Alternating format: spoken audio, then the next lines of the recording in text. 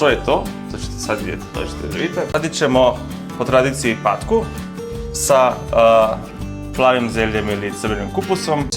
I sad stavljamo u patku jabuka. Jabuke smo upotrebili Iona Gold, zato što su malo kisele, koje će nam pomagati smekčati meso i dodati mesu slatkoću. I onda odlično ide protiv masnoći patke. Martin je jedan od najveselijih blagdana u naših krajevima. To je dan kad se mož pretvori u vino i simbolično kad se greh pretvara u veselje. I od tada guske, a češlje i patke završe na Martinovom stolu.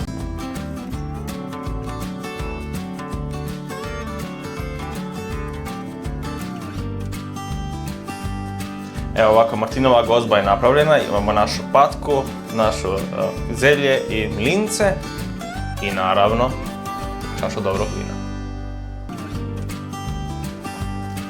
Biće odlična patka, ajmo sad, dobar tek.